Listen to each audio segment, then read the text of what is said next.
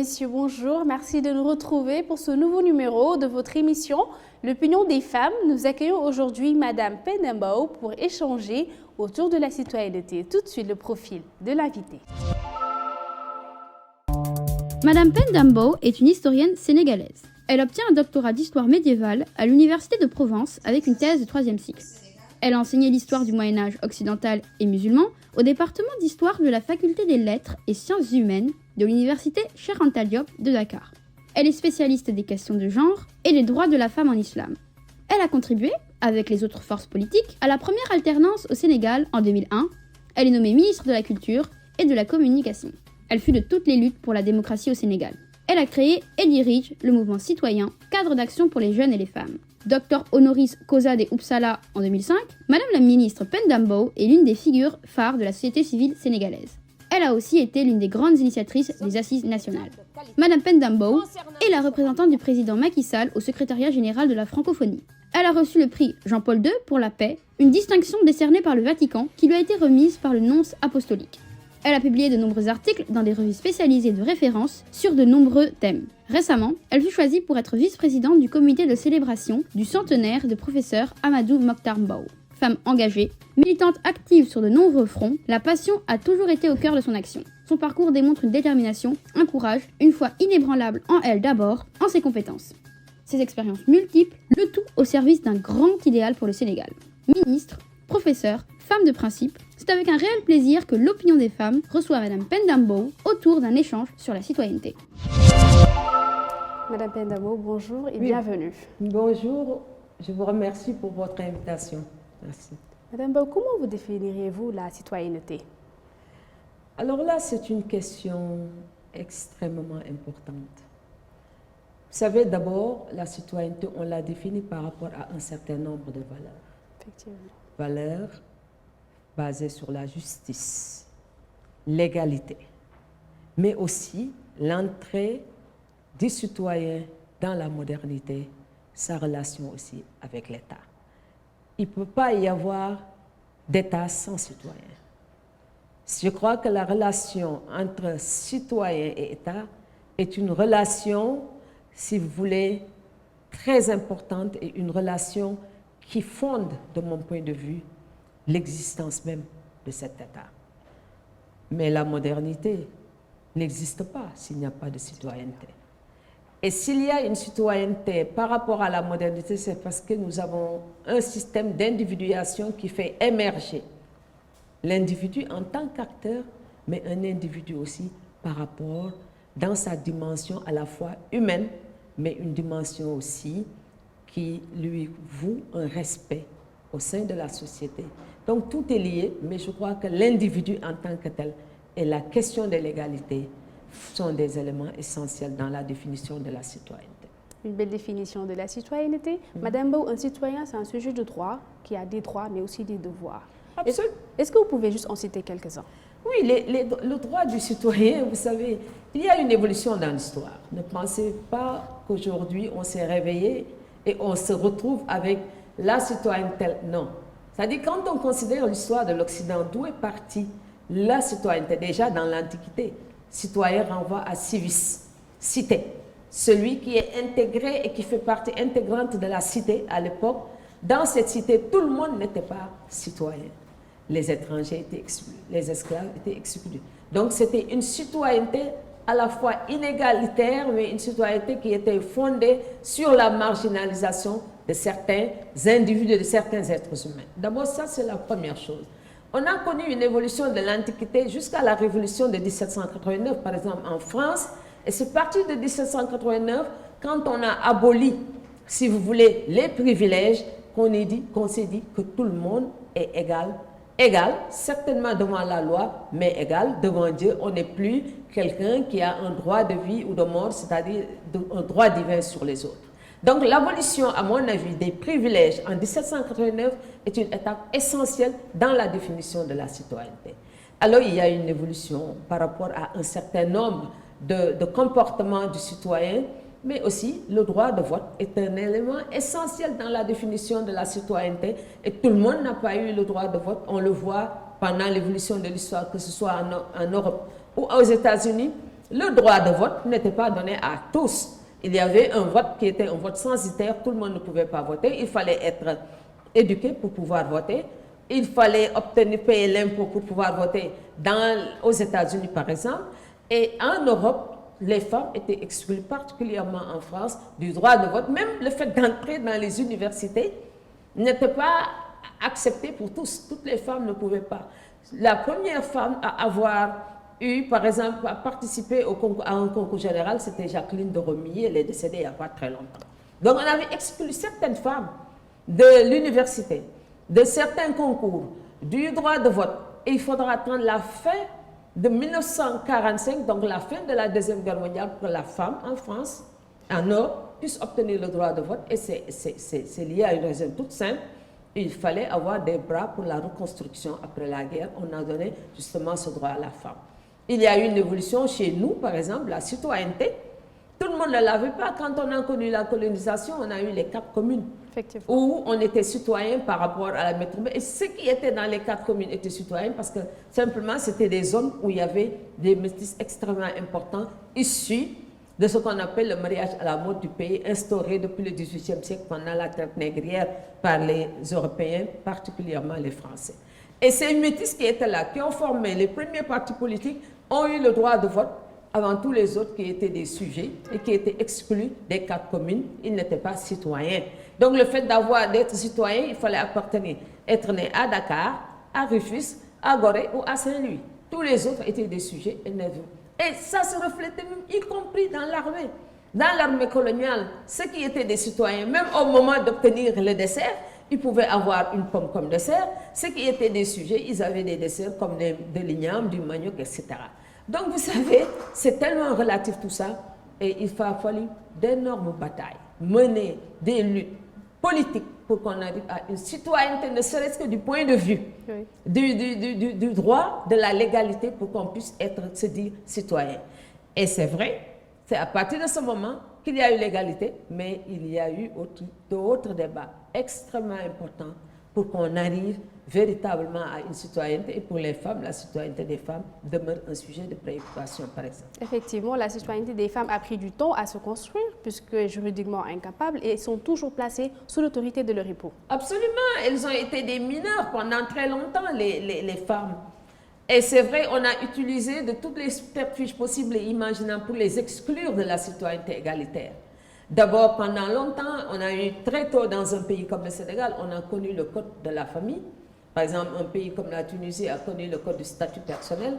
Ces codes ont été, au Sénégal, le code a été promulgué en 1973, parce que voté en 1972, mais du point de vue de la structure, de la structuration, c'était un élément essentiel pour faire entrer la femme dans la modernité. Mais il a fallu beaucoup de luttes et de batailles pour qu'on puisse reconnaître encore la femme comme une citoyenne, qui ne soit plus sous l'autorité du mari, qui ne soit plus sous la tutelle du mari, ou même du fils parfois, ou d'un homme de la famille.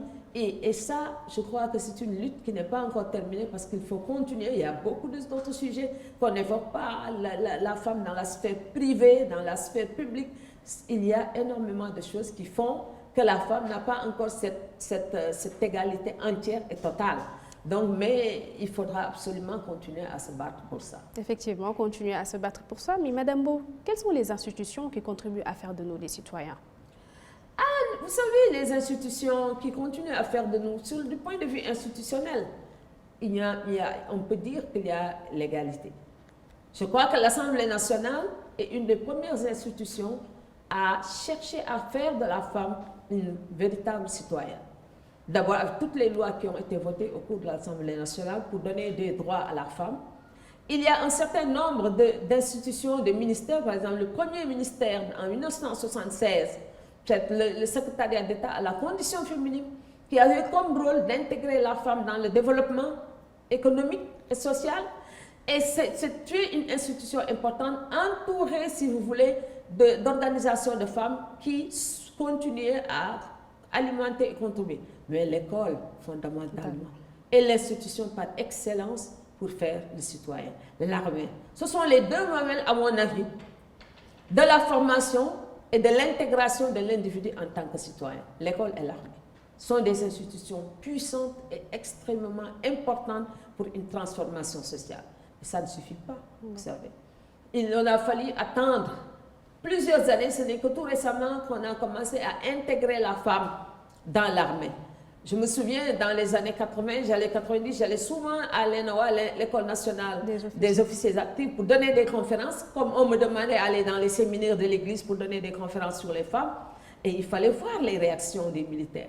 On me disait souvent, quand la femme sur un champ de bataille voit ses règles, par exemple, qu'est-ce qu'on fait? Et c'est la même question qui m'a été posée quand j'ai été au séminaire de Sébikotane chez les jeunes séminaristes chrétiens pour donner des conférences sur les femmes. Toujours la question du corps de la femme, ses règles, c'est-à-dire la nature féminine était toujours évoquée pour exclure la femme, si vous voulez, de toutes ces institutions qui sont les institutions par essence qui nous mènent vers l'égalité.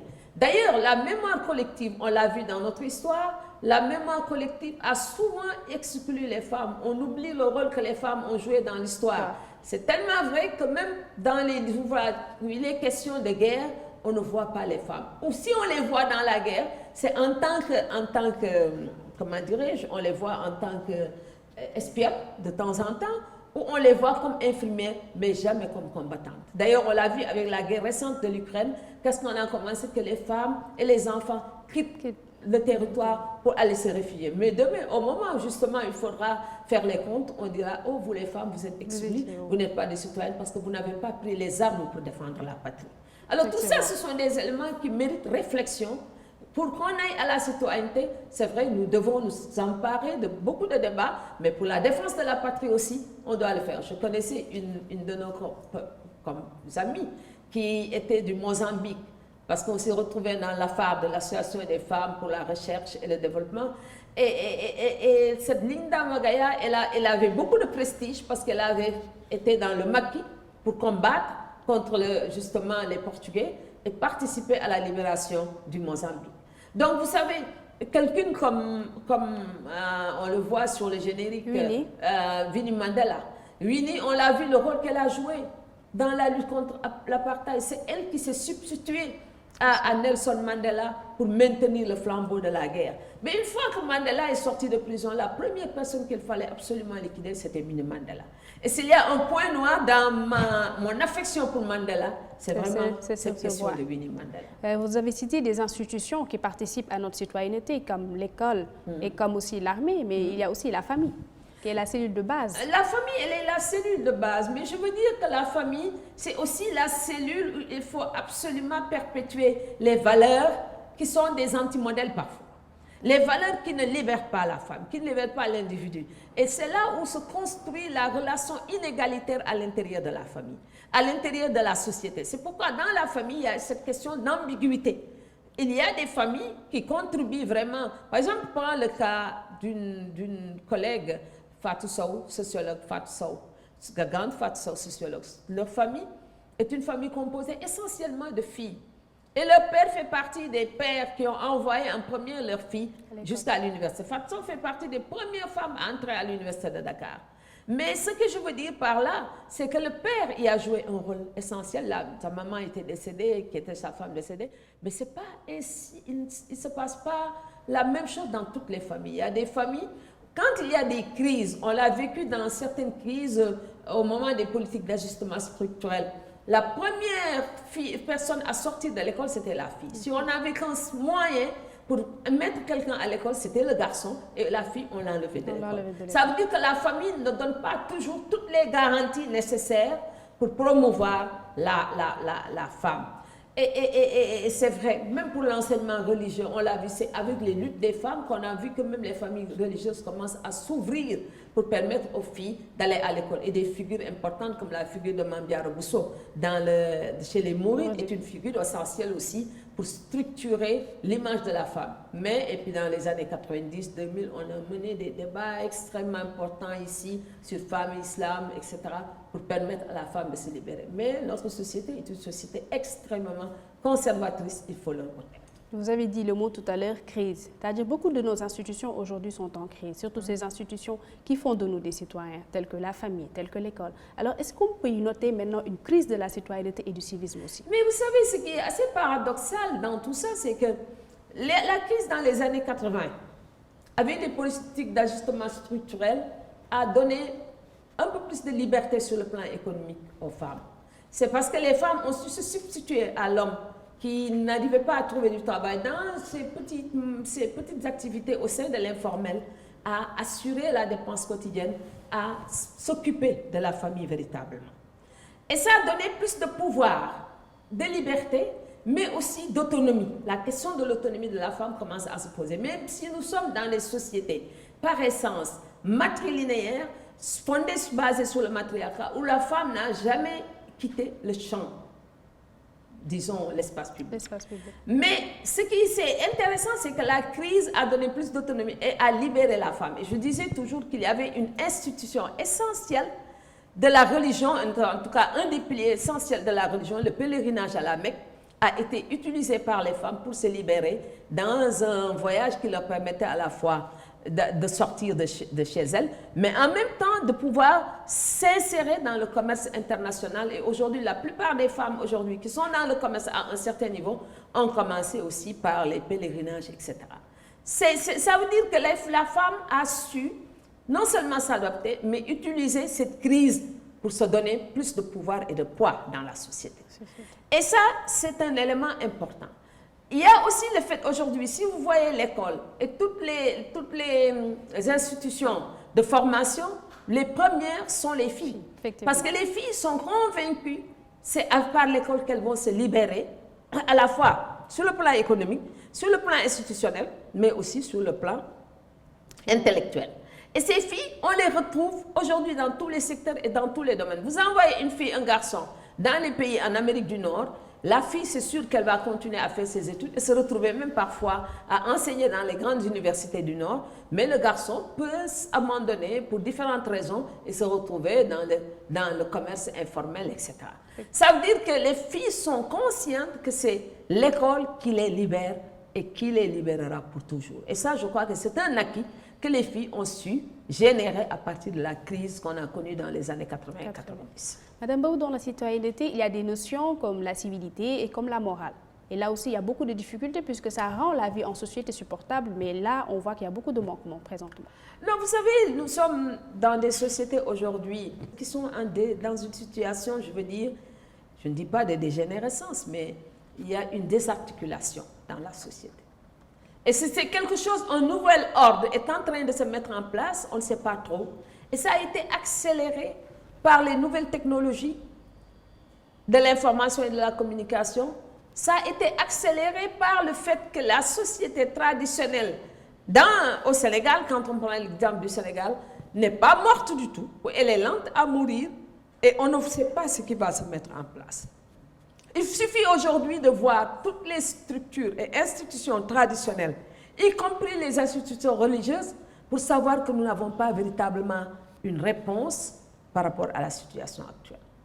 Que ce soit les confréries, que ce soit, à mon avis, les élites dans différents secteurs. C'est-à-dire, on ne sait plus, C'est-à-dire, nous devons aller vers une redéfinition du contrat social. Qui va faire cela? Dans quel consensus? On avait essayé avec les assises nationales à partir de 2008, mais les conclusions sont là, elles n'ont jamais été appliquées. Et la crise va crescendo. Et est-ce qu'aujourd'hui, ce que nous sommes en train de vivre, est-ce que nous allons vers une véritable révolution sociale? On le voit avec cette jeunesse. Ou est-ce que nous allons vers un nouveau type de gouvernance qui va vers un pouvoir fort? Je ne dis pas une dictature, mais en tout cas une autre forme d'exercice du pouvoir. Pour le moment, on ne sait pas trop, mais il faudra une combinaison entre l'histoire du Sénégal en tant que telle, son histoire politique, et l'accélération de cette histoire qui est en train de se passer pour trouver une véritable solution. Ça veut dire qu'il faut une réflexion en profondeur pour apporter une réponse à ce que nous sommes en train de vivre. D'accord. Il y a aussi une autre notion qui se rattache à la citoyenneté, c'est la désobéissance civile, qui préconise qu'une loi qui n'est pas juste ne doit pas être respectée, et ça a été prôné par des gens comme Martin Luther King, comme Gandhi, etc. Et aujourd'hui aussi, les mouvements citoyens ne disent pas autre chose. L'égalité en droit n'est pas encore une réalité. Nous avons été la première personne ici au Sénégal, peut-être même en Afrique, à avoir créé un mouvement citoyen. avec une forte influence de ce que je pourrais appeler l'école de Francfort, les Habermas. D'ailleurs, certains pensent que je suis très, très proche de Hannah Arendt du point de vue de l'approche et tout. C'est vrai que j'avais commencé très tôt déjà avec les problèmes de caste, mais avant cela, les mouvements sociétals. C'est-à-dire, je suis en perpétuelle recherche de transformation économique et sociale, parce que je sais que ce que les Occidentaux ont fait au XVIIIe siècle, nous ne serons pas en mesure de le faire, c'est-à-dire mener une véritable révolution, mais nous devons changer notre société par le bas. Et c'est comme ça que je me suis engagée dans la société civile, au moins depuis 1977, même si la notion n'était pas encore installée dans l'espace public. J'ai essayé, en tout cas, j'avais un besoin de transformation sociale qui était en train de se passer. Et ce qui nous arrive aujourd'hui, avec tous ces mouvements citoyens, les gens sont en train de le politiser, mais ce n'était pas ça. Le problème qui se pose, c'est un problème d'encadrement citoyen. Comment faire pour amener le citoyen à assumer véritablement son rôle, mais à participer? Moi, dans les années 70, je veux dire, je commençais à faire du tapage médiatique autour de tout, autour de l'absence d'eau, de l'injustice, de tout ce que vous voulez, les loyers qu'on a dit. Moi, j'ai commencé, je suis une pionnière dans cette affaire-là. En 1977, je vous dis, j'étais étudiante. Et j'ai continué, je n'ai pas arrêté. J'ai toujours une cause, j'avais toujours une pétition à faire signer.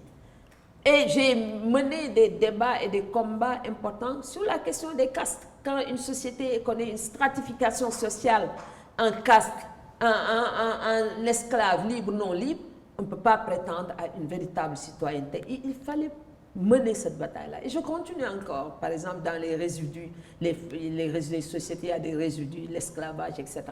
Donc ça, ce sont des batailles de fond. Je me suis intéressée à une question aussi sans laquelle on ne peut pas avoir de citoyenneté entre un homme et une femme dans les sociétés musulmanes, c'est-à-dire la laïcité de l'espace public. Si on ne libère pas l'individu en tant que tel, je ne dis pas ramener la religion à une dimension individuelle, personnelle, mais au moins qu'on ait la liberté de culte dans l'espace public. Et ça me paraît fondamental, sinon on va exclure les femmes, et c'était une bataille que j'ai menée dans les années 90, exclure les femmes en s'imposant à partir justement de la religion. Donc il fallait tous ces combats-là. Stratification sociale, la laïcité de l'espace public, mais aussi la question de la famille. On n'y touche pas beaucoup parce qu'on laisse la famille dans le domaine privé. Mais c'est ce que je disais au moment du vote de la loi sur la parité. On dit que la parité ne peut pas sortir, ne peut pas entrer dans la famille ou dans la mosquée. Je dis non. Si vous voulez prôner la laïcité, l'égalité entre hommes et femmes en politique, la parité, il faut des modifications à l'intérieur de la famille. Il faut nécessairement des modifications dans l'espace public à tous les niveaux. S'il n'y a pas de modification, la femme ne pourra pas prétendre à la preuve. Elles sont toujours manipulées pour renforcer le pouvoir des hommes. Donc, il y a là un travail essentiel à faire. Et de ce point de vue, tant qu'il n'y a pas une transformation à l'intérieur des sociétés, sans aller jusqu'à une révolution comme celle de 1789, mais il faut absolument des changements dans les rapports interhumains pour qu'on arrive à avoir une égalité et une citoyenneté capacitaire. Effectivement, vous êtes un exemple, vous venez de le dire tout à l'heure. Donc, les mouvements citoyens ont impulsé une nouvelle forme de citoyenneté qui est beaucoup plus basée sur le social. Sur le social, mais aussi le politique. Effectivement. C'est le politique aussi. Parce que je me souviens quand on était dans les mouvements vraiment féministes des années 80-90, j'aimais beaucoup une expression qu'on trouvait chez les féministes, le personnel aussi est politique. C'est-à-dire ce qui vous touche personnellement relève aussi d'une dimension politique. On ne peut pas parler, par exemple, en disant que, bon, par exemple, la question de la polygamie n'a pas d'incidence sur la citoyenneté ou sur la liberté de la femme ou l'autonomie de la femme. On ne peut pas dire que l'emprise du mari sur la femme n'a pas d'impact sur l'autonomisation de la femme. Le nombre d'enfants qu'on va faire n'a pas d'impact. Tout cela fait partie aussi d'une vision politique qui va libérer la femme, lui donner plus de possibilités pour participer à l'espace public et à la construction de l'État, à la vie dans la cité, à faire porter sa voix. Et je le disais aux étudiants tout le temps, la première forme de conquête, si vous voulez, du pouvoir, c'est de pouvoir prendre la parole en public. Parce que ça a été, les femmes étaient exclues de la prise de la parole en public. Et ça fait partie, de mon point de vue, des éléments essentiels pour acquérir ou conquérir justement cette égalité, la prise de la parole.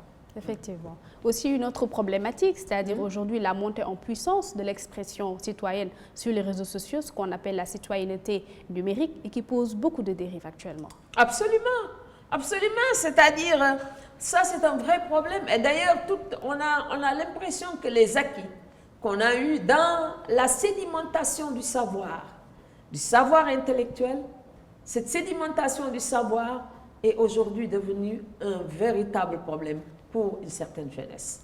Les gens ne lisent plus, les gens ne se forment plus, les gens n'aillent pas dans la direction de la conquête du savoir. Et les réseaux sociaux ont accéléré cette prise justement de la parole, ce que regrettait Umberto Eco un peu, en disant aujourd'hui, une certaine catégorie de personnes, on les maintenait dans les bistrots. Maintenant, chacun a le même droit à la parole que le prix Nobel de littérature et le prix Nobel de la paix. Ça veut dire simplement qu'il y a une sorte de ravalement par le bas, malheureusement, et comme ils interviennent énormément, on est en train, si vous voulez, d'enlever la substance véritablement du contenu et du débat. Malheureusement. Et qu'est-ce qu'on va faire? Ça, c'est la grande question. Et personne, entre les fake news, les véritables nouvelles, les propos désobligeants, la vérité, on ne sait plus. C'est-à-dire, c'est un moment, malheureusement, de doute et de doute intense. De doute intense. Et dans la plupart aussi des pays africains, l'État est confronté à une indiscipline notoire de certains citoyens, notamment dans... Alors, qui dit citoyen, dit discipline aussi. Discipline, voilà. Du respect de l'espace public et du bien commun. Effectivement. Aujourd'hui, on ne peut pas parler de citoyen si le citoyen n'est pas conscient de son rôle dans la société. Effectivement, notamment dans la gestion des ordures, dans l'occupation même de l'espace public aujourd'hui. Alors, qu'est-ce qu'il faudra faire? J'avais commencé dans le 7 Satal en 1989, justement avec cette question des ordures. Effectivement, j'aimerais d'ailleurs souligner le rôle primordial que vous avez joué dans le mouvement 7 Satal. Le mouvement 7 Satal, je me suis levée, je me suis dit, mais on ne fait rien après l'élection de 88. On va attendre qu'on ait un autre président pour faire quelque chose. Et c'était la période du désengagement de l'État. Chaque après-midi, j'allais prêcher la bonne parole chez les regroupements, chez les gens, j'allais dans les écoles, etc. C'est parti comme ça. Hein. Parfois, bon, on a un destin, on ne sait pas qu'est-ce qui vous pousse à agir. Voilà, effectivement. C'est comme ça, c'est parti. Et Dieu merci, comme le mouvement citoyen, Dieu merci, on oublie même le rôle primordial que j'y avais joué et je suis très contente de ça. Et je continue aujourd'hui, j'ai participé à la formation de beaucoup de jeunes qui sont aujourd'hui enseignants dans les universités, dans le système des Nations Unies, avec le mouvement citoyen en 2002 autour du leadership politique et intellectuel des gens. Merci. Je rappelle que vous êtes en train de suivre votre émission L'opinion des femmes et nous recevons Madame la ministre Penda Mbow. Nous avons tendu notre micro à des citoyennes pour répondre à la question « C'est quoi être un bon citoyen ?» C'est quoi être un bon citoyen? Alors, un citoyen, s'il faut le définir de façon très basique, je pourrais dire que c'est un individu qui appartient à un État, qui est membre d'un corps politique et qui a des droits et des devoirs. Et je pense que cette citoyenneté même a des valeurs qu'elle prône. Et parmi ces valeurs, c'est le patriotisme, c'est le civisme, c'est aussi l'engagement communautaire, c'est la solidarité et bien d'autres valeurs qu'aujourd'hui un citoyen devrait avoir en tant qu'individu, membre d'une communauté, d'une société. Maintenant, moi je le dis très souvent, le citoyen c'est cette personne qui se pose la question à savoir tous les matins, eh bien quel est l'impact que je peux avoir vis-à-vis de ma communauté? Et cet impact, il peut prendre plusieurs formes. Aujourd'hui, l'engagement citoyen peut être différent, peut avoir plusieurs formes, peut revêtir de plusieurs couleurs. On peut parler d'un engagement politique, d'un engagement auprès d'une organisation syndicale, d'un engagement auprès des mouvements citoyens. Mais l'important, c'est d'avoir un impact dans sa communauté, quoi que puisse être bien évidemment la forme. Et c'est aussi un engagement qui n'est pas sans danger, parce qu'il va falloir mettre en gage sa voix, son statut, sa personne, son nom, au détriment parfois de certaines menaces, de certaines critiques qu'on peut avoir en tant qu'acteur citoyen, en tant que simple individu engagé auprès de sa communauté. Dans une société, avant tout, ça doit donc refléter à un acte de prise de conscience. Un bon citoyen dans une société, il doit avant tout être quelqu'un qui aime sa société, quelqu'un qui aime la patrie et participer au bon déroulement, au maintien des biens donc de l'État, également au bien de sa localité. Et quand je parle donc au maintien des biens de l'État, c'est-à-dire un bon citoyen, c'est quelqu'un qui vraiment doit faire en sorte que il doit participer au développement de sa patrie. Ce développement, donc, participer dans toutes les activités organisées donc, par sa localité, sa commune, là où il est en quelque sorte. Et participer également au devoir civique, à savoir le vote, donc à savoir également toutes les activités qui vont mener au bon fonctionnement donc, de votre pays, quoi, en quelque sorte. Merci beaucoup à la régie pour cet élément. Madame Mbow, un petit commentaire? Ah oui, absolument. Je suis très, très touchée par ce que disait Gaël tout à l'heure. Cette fille, il y a toute une histoire autour d'elle. Son père était un grand militant du Parti socialiste qui nous a quittés brutalement. Je crois qu'elle n'était pas encore née ou elle venait de naître. Et quand je vois cette fille reprendre le flambeau de son père, ça me touche énormément. Et ce que je retiens aussi, c'est que les filles ont plus d'assurance par rapport à justement cet engagement. Et ça, c'est très disons, rassurant. Et je crois que l'engagement citoyen, ils ont tous raison. Et je crois que tout le monde est conscient d'une chose. Le patriotisme, il faut aimer on ne peut pas être un bon citoyen si on n'aime pas son pays, sa patrie. Ça a un sens beaucoup plus politique. Et l'engagement citoyen, il peut prendre plusieurs formes. Elle l'a expliqué. Ça peut être un engagement, disons, politique, un engagement citoyen. Ça peut être tout simplement s'organiser autour, justement, de sa petite localité. Et en 2002, avant de créer le mouvement citoyen, nous avions lancé les listes que j'appelle les listes arc-en-ciel, pas arc-en-ciel au sens maintenant que prend le terme, mais où on a voulu ramener, disons, faire sortir en tout cas les collectivités locales des enjeux politiques. On a voulu faire des collectivités locales le centre de la vision et des engagements citoyens, que ce soit ceux qui sont dans l'association des parents d'élèves, ceux qui sont dans les ASC, autour de l'église, de la mosquée, que ces gens se retrouvent autour justement de leur collectivité locale pour s'occuper des problèmes de la localité. C'est comme ça d'ailleurs qu'on a après amené les organisations de citoyens pour contrôler ce qui se passe. Mais ce n'est pas ça. Si le citoyen est très engagé dans sa collectivité locale, elle peut utiliser son temps, son engagement, le bénévolat, les peu de moyens dont il dispose pour participer justement à la gestion de la collectivité locale. Mais quand tout est politique, tout est partisan, il sera difficile d'aller vers un développement.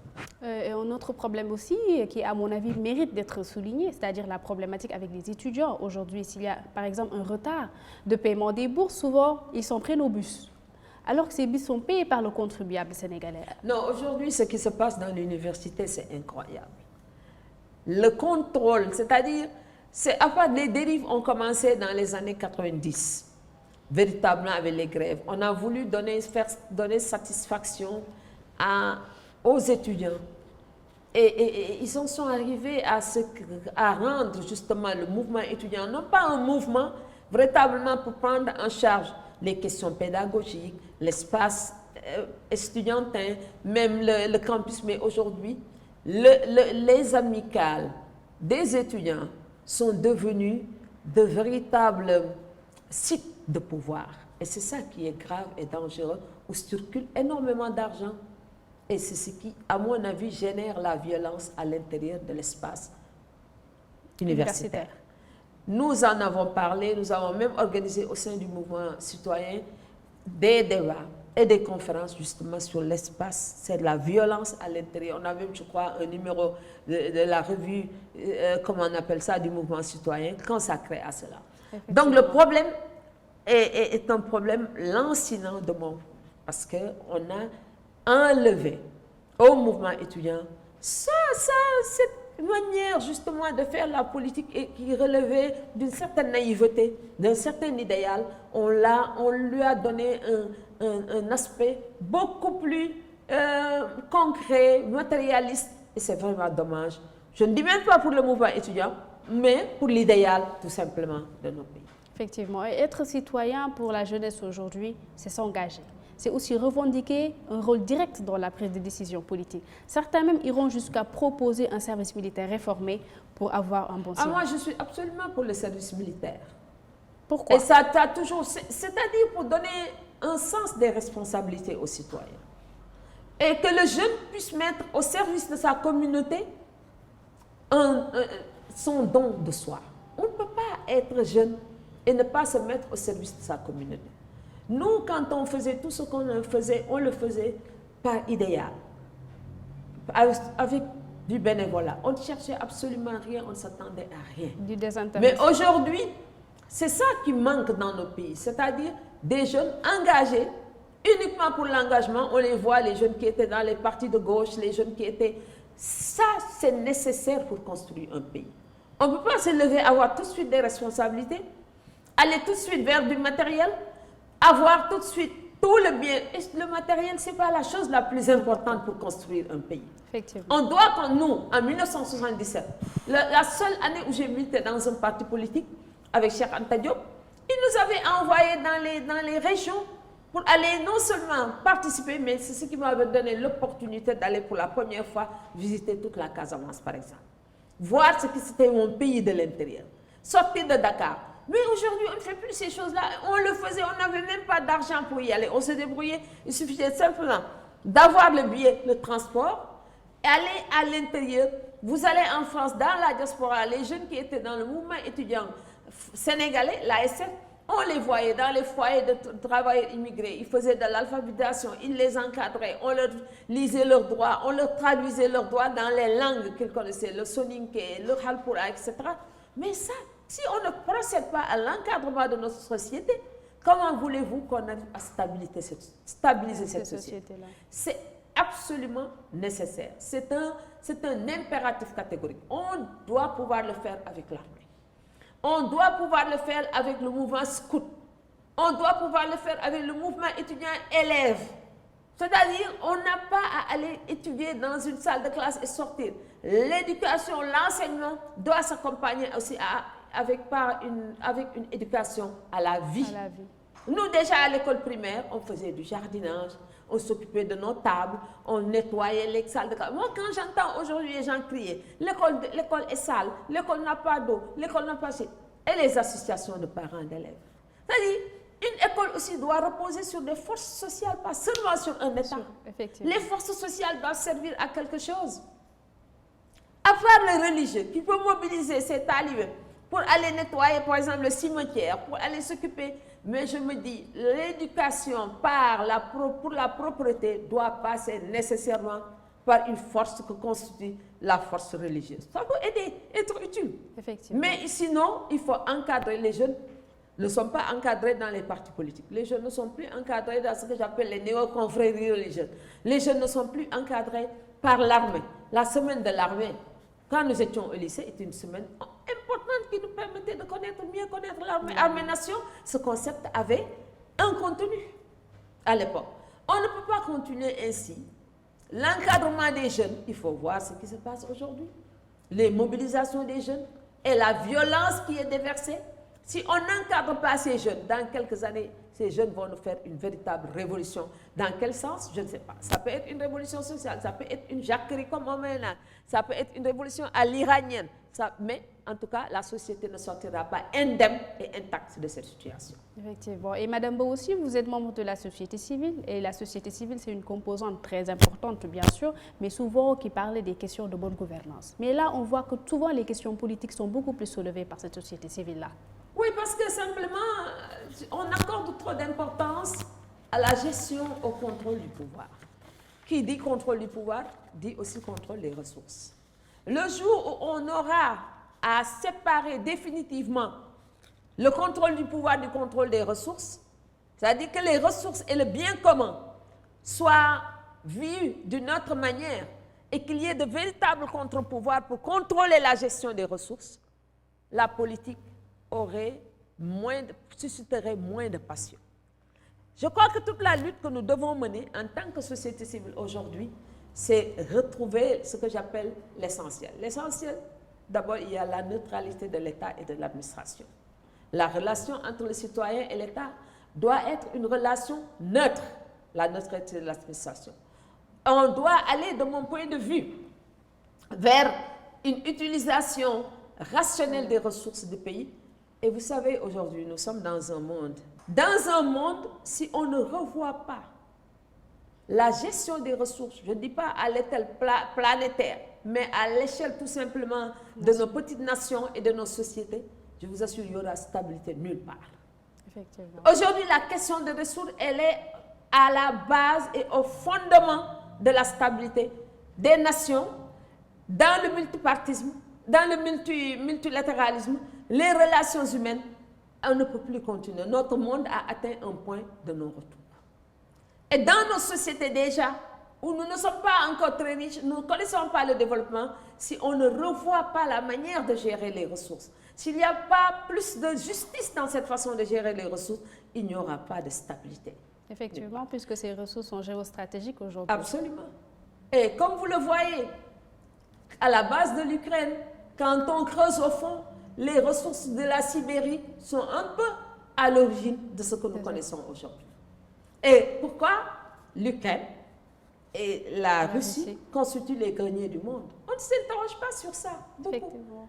Moi, je pense que c'est une des conséquences de ce qu'on a connu pendant la période stalinienne ou un peu avant, à travers les sovkhoz et les kolkhozes. La manière, c'est vrai que ce n'était pas une bonne manière d'aller vers l'agriculture, mais en tout cas, c'est ce qui reste de cette période, si vous voulez, des sovkhoz, des kolkhozes et du communisme pendant toute cette période-là. Donc, la question des ressources aujourd'hui, l'eau dans le désert, on a parlé de djihadisme et tout ça, mais le contrôle du désert et des ressources dans cette zone, que ce soit le pétrole, l'or, le diamant, tout ce que vous voulez, dans cette zone, fait que nous ne pouvons pas avoir la paix.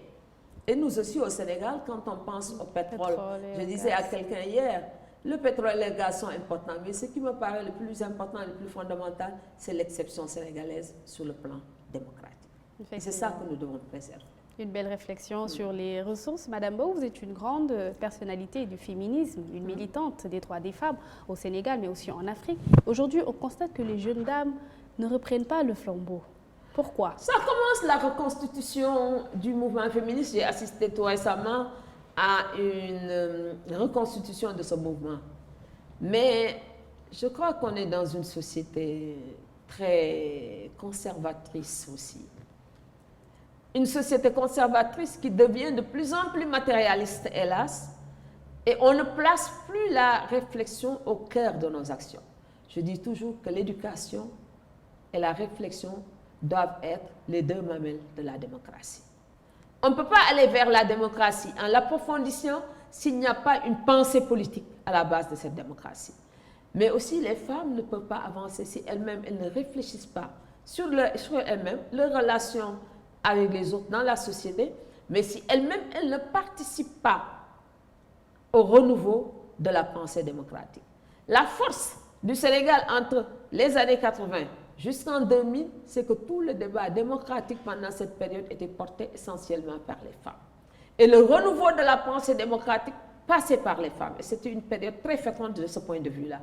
Mais aujourd'hui, les filles, malheureusement, c'est vrai, on ne peut pas tout avoir et son contraire. Je crois que la vénalité est devenue un véritable obstacle au questionnement de notre société par les femmes. Si on n'y remédie pas, on n'y remédie pas. Et malheureusement, les femmes pensent que les acquis qu'elles ont, elles les ont comme ça, elles sont prêtes à tout pour obtenir des postes, pour obtenir un pouvoir, et elles ne se rendent même pas compte qu'en acceptant tout, c'est le renforcement du pouvoir des hommes au détriment des luttes démocratiques menées par les femmes. Malheureusement, c'est ça le problème. Et nous devons reprendre le féminisme en tant que tel. Reprendre le féminisme en tant que tel. Merci beaucoup, Madame Mbow. Nous allons entamer la toute dernière partie de cette émission, le quiz.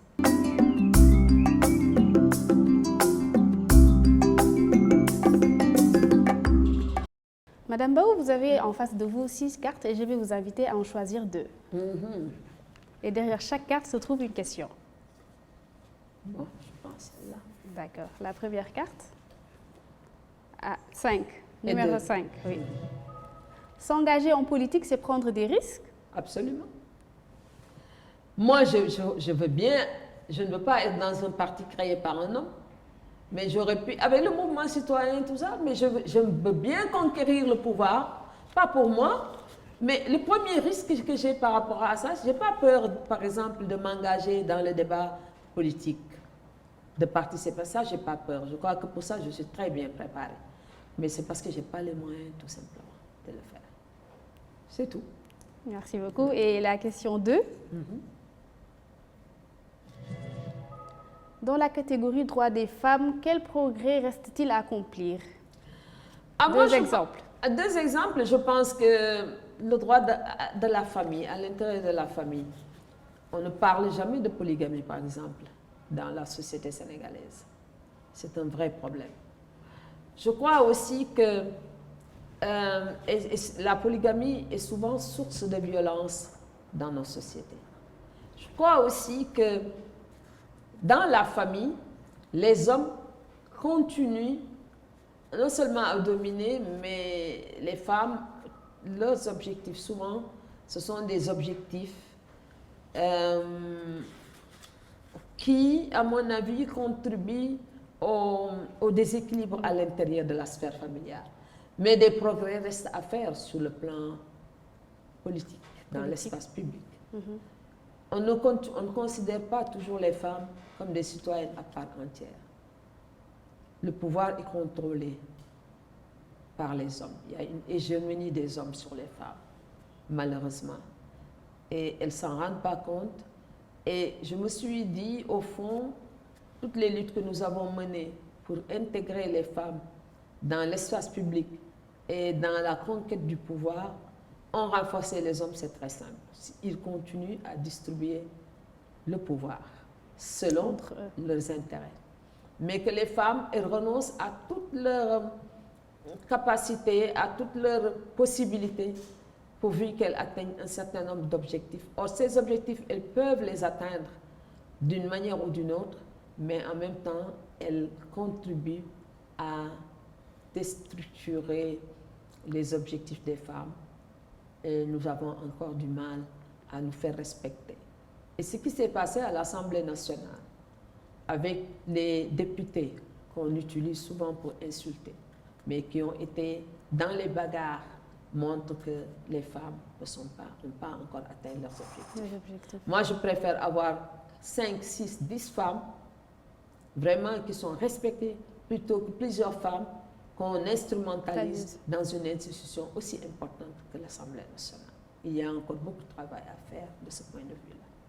Mettre fin à l'instrumentalisation des femmes dans des institutions comme l'Assemblée nationale. Mesdames, Messieurs, nous arrivons au terme de cette émission. Professeur Mbow, merci d'avoir accepté notre invitation. Le mot de la fin? Oh, je suis très contente et vraiment j'ai suivi Madame Abré à travers les médias et c'était une femme déterminée.